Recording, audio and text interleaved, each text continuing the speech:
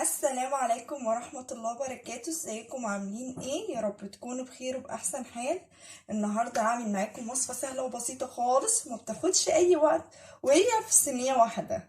هعمل معاكم النهاردة صينية بطاطس بالفراخ. بتبقى جميلة جدا وطعمها بتبقى حلو قوي وما بتاخدش وقت وسهلة خالص كده. معايا هنا عصير طماطم، ومعايا هنا وراك مقسماه عشان يعني الافضل ليكي لما يكون عندك اطفال عشان يعرفوا يمسكوا الورك بايه قطعيه. ومعايا هنا بصله، ومعايا هنا بهارات، معايا ملح، كمون، توم باودر، مش هحط بصل، ومعايا هنا مرق الدجاج، ومعايا هنا بابريكا وفلفل اسمر، ومعايا هنا كزبره، ومعايا هنا طبعا البطاطس. هنعمل ان شاء الله معاكم كده صينيه بطاطس جميله جدا. اول حاجه خالص معايا هبدا ان انا اجيب البهارات كده احطها على العصير. هي سهله جدا، ويفضل لما تيجي تعملي البطاطس ما تخليهاش لا تخينه قوي ولا رقيقه قوي، يعني خليها السمك بتاعها يكون حلو معقول وسط عشان كلها تستوي مع بعضيها. هنبدأ بقى ان احنا نجيب صينية وهحط فيها شوية من الزيت. على فكرة هي ما بتاخدش وقت خالص. وبعد ما حطيت كده الزيت في الصينية هبدأ بقى ان انا اجيب هنا البصلة مقطعها كده شرايح، احطها في قلب الصينية، هوزعها. وهنا بعد ما وزعت كده البصلة في قلب الصينية هبدأ بقى ان انا اجيب البطاطس معايا وهرصها في الصينية.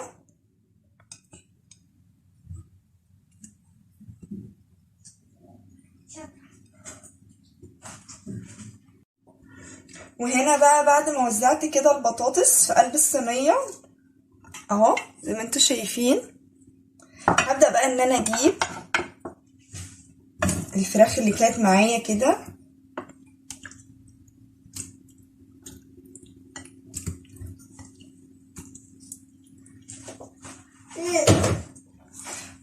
وهبدأ بقى ان انا انزل كده بعصير الطماطم. طبعا الطماطم انا حاطه فيها كل البهارات فمش محتاجه احط بهارات تاني خالص كده.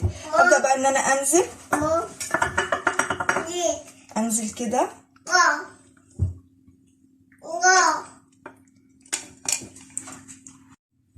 وكده زي ما انتوا شايفين شكل الصينيه جميله جدا.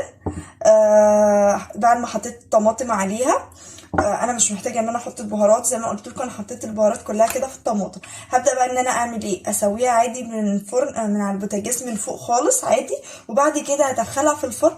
لو انت عايزه تدي بس ايه حمران للفراخ من على الوش والبطاطس تبقى معاكي متحمره، فانا بقى اسويها عادي خالص من على البوتاجاز من فوق، بعد كده هدخلها على الشوايه.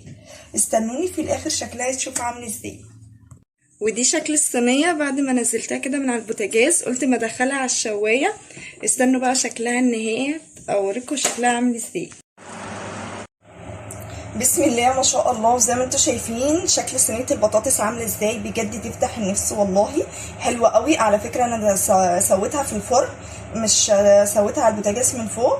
انت ممكن تسويها عادي على البوتاجاز من فوق وبعد كده بتدخليها الشوايه تاخد الفراخ تاخد لون كده حمران خفيف من على الوش. زي ما انتم شايفين شكلها عامل ازاي. وفي نفس الوقت انا لما دخلتها على فكره البطاطس معايا عامله ازاي مستويه، البطاطس مستويه وجميله، وفي نفس الوقت الميه فيها زي ما هي اهو مش ناشفه ولا اي حاجه.